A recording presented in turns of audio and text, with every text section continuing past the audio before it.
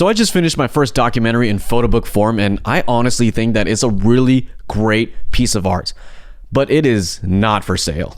So a lot of hip-hop artists that I listen to, they usually get their start through mixtapes, which are meant to be these projects to showcase their skills in lyricism, rhymes, and they're meant to be free for everybody to listen. So this first photobook that I made is called Sunday Vocals, and this is essentially my first mixtape for all of you guys to see. So this doc project is about two of my dear friends back home, Jonah and Kaya. They're great friends of the channel. They've showed up on tons of videos. They're married, their last names are Vocal, and I met them on a Sunday, so that's how the story of the title was made. Sunday Vocals. So it was 2021 and he's like cutting my hair, and then like all of a sudden midway through the haircut he was like whispering to my half bald head, and then he was like, dude, check this out, and he pulls up the sonogram of Kaya's, you know, little baby growing in her, and I was just like... So fast forward, they're 3 weeks after the birth of their first child, and I'm like kind of in my documentary bag now. I'm kind of getting into the game, and I was just thinking like, what if I do my first project on two of my friends when their life is about to change forever? So it's very smart to start off any documentary with a soft game plan, a sort of spine of a story to follow, because, you know, it's good to have some structure, but to leave a lot of growth and room for any flexibility that might occur, because this is about life, and life doesn't really follow one path that you set from any day. So the story spine here is to follow Jonah and Kaya's life 3 weeks before their child's birth and 3 weeks after. Kind of like a mirror, so to speak, because I want to show the contrast of when their baby isn't here and when their baby is here, to now motherhood and fatherhood and a newborn. So that story is plenty simple, and then the style of photography that I want to do was more like fly-in-the-wall wides with a mix of like intentional, honest portraits. But yeah, that was basically it. That's all I had from the start.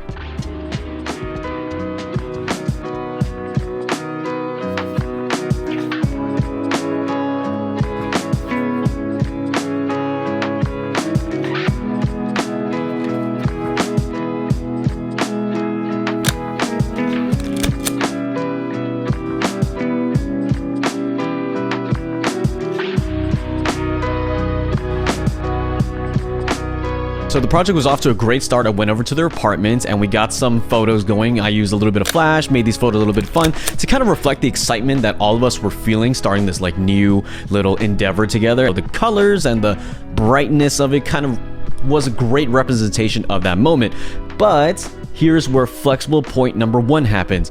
I didn't really have a location in mind, because documentaries usually follow these people wherever they go, but I'm trying to set this location now at this point in time where it should only be photographed in their apartment. So some of you might be thinking that this was a really poor and boring decision to make, and you know what, I kind of get why you think that, but personally speaking, I found the beauty in limiting myself to that one space, because if they're going to be changing in these 3 weeks and 3 weeks after their birth, maybe the space would change as well. And there's a couple films that I found very interesting and very creative when the locations of that film were only down to one or maybe two. And I think a lot can happen in a singular space, and as I go through this book, you'll see how this unfolds. So here comes flexible point number two.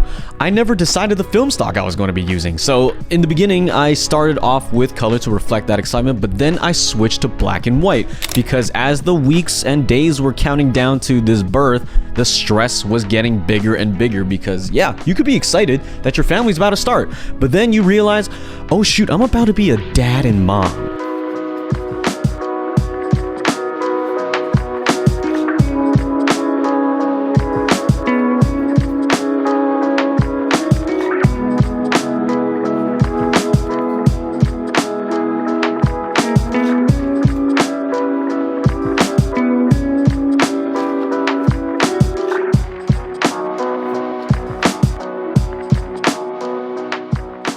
So instead of rocking color, I switched over to some rolls of Ilford HP5, but I mostly used expired Kodak X pen that had a really gritty look to it to kind of reflect the stress that was building up as the days were counting down. So as I photographed them more and more in the same space, I had to get a little bit more creative with my composition, because some of it can get really stale. And the sequencing of the book, I had to think about how I was going to display all these images in the book. So I had to get a little bit clever with that, and you could see that right here. And I really did enjoy how I did it. Some people are very clever and they print out, you know, like little work prints that they can like kind of see what it would look like physically represented. I literally did it in one go. I was a first draft, final draft kind of guy, kind of like how I always was in school. So I didn't really put too much thought into it. I kind of just went with my gut as I was making the book. I feel like the chronological storytelling of it was appropriate for this kind of project. So this is the final image of the first half of the book, the first half of the story, and I really liked how this turned out because they're looking at each other all excited, like a little bit of a contrast of the stress from the previous images, and they're in an elevator, a very obvious symbol of going from one place to another, and this is the transition from when they are just two individuals, married of course, turning into a mother and a father. And when you turn that book, it's warmth, the color is back, and Nora is born. And this takes me to flexible point number 3. I decided to shoot the rest of the story in color, mostly in portrait and lomography, to kind of reflect the color that a new life could bring to two people who want to start their new family, and they finally got it. Fun fact, actually, I was the first one to see Nora before I think their parents saw them, or one set of parents. And that's pretty crazy that you let your photographer friends see your baby before your parents, but it was a great honor. Thank you, Jonah and Kea, for that. Really grateful for that opportunity.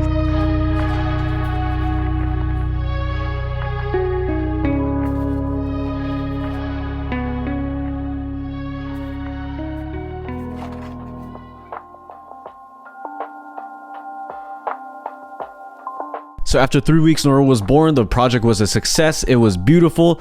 But then I proceeded to sit back and not do anything with the images for over a year. So maybe some of you can relate to this, but here is where I struggled. So this idea seemed like a really grand thing from the start when, you know, I shared it with the two of them, and then we did it. It was great. It was really fun. I didn't really like feel any hiccups in confidence until it was over. I reviewed all the images and I was just like, this doesn't seem like a great idea anymore. I was all up in my head about like, oh, the colors don't look right. Some of the compositions are really whack. Oh, that idea actually wasn't as good as I thought. Now looking at the set of images, and then I'm just like, so in my head that I ended up just sitting on the project and not really doing anything about it. But here's where I did do something right. So when I was at the start of this project, I didn't tell anybody that I was even doing this. I didn't even go public about it on this channel. I did actually plan to sell this project to you guys so that you guys can own a piece of my work. The reason why I did that is because I didn't want a lot of outside opinions of it. And for me, when I have an idea that I deem great, having it private in my head keeps the size of that idea, the importance of that idea in my head consistent.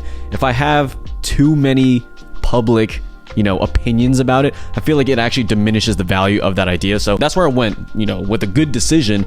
But you really do be your own worst enemy sometimes, and there's no way you can keep this idea secret from yourself. Imposter syndrome really is a stupid process to go through, but one that all creative people, you know, suffer from. But, you know, fast forward, I did eventually like get over it and I finished the book. And then comes flexible point number 4, an unintended consequence of waiting a year to deliver this project to Jonah and Kea. Nora had her first birthday at this point, and my two friends have already had a year's worth of experiences and lessons of parenthood. And when I delivered this book, it ended up serving as a time capsule of a point in their lives that felt so far away. And when they opened that book, it was great. Truth be told, when I finished the book and it was delivered to me, I couldn't actually look through the entire book, even though I knew exactly what it looked like because I made it. It felt surreal that the concept that I had is now in a physical form. There's a copy of it right in front of me, and it was just beautiful. Like, I flipped through 3 pages at a time and I had to stop because I would just cry. Like, I would just get so emotional because this is a huge milestone for me as an artist. It might be a huge milestone for you when you make your first photo book, which is crazy. Like, it's done. And it was a great personal project that I made for them. So this photo book was actually meant to be made public and available for all of you guys to buy, but I ended up cutting that idea a month ago because 1, this project ended up becoming a little bit too personal to sell, and 2, it felt special to just have a one-of-one of a very great project, in my opinion, a really great idea. I don't know, having a one-of-one that nobody can have makes it all the more special to me. So yeah, this is my first official documentary project that I finished, and there will be a lot more to come now that I know that I can do it. And just like a mixtape, like what I said in the beginning of this video, it's meant to be a showcase of skill, of lyricism, all that stuff. And I guess in photography, it's a showcase of skill in my storytelling abilities, my compositions, all that jazz. But this one ended up serving as a showcase for myself that I can do it. So my debut album, the Photobook that I will sell to you guys, will be accompanied by a public gallery that you guys can visit, a physical space where you can enjoy my photography blown up on some walls, and it's going to be special. I will be sharing some details about that when the preparations are done, which is going to be a while. So thank you guys so much for listening or watching through my mixtape Photobook, so to speak. Thank you to Jonah and Kaya for trusting me with this project. A lot could have gone wrong in a level of intimacy that this project has had, but you know, everything went right pretty much. And yeah, I'm glad that you guys enjoyed the project. It means a lot that you guys enjoyed the product, and let me know what you guys think down in the comment section below of what you thought about this project. So thank you guys so much for watching. Yeah, means a lot to me. Subscribe, comment, like this video, and I will see you in the next one. Peace.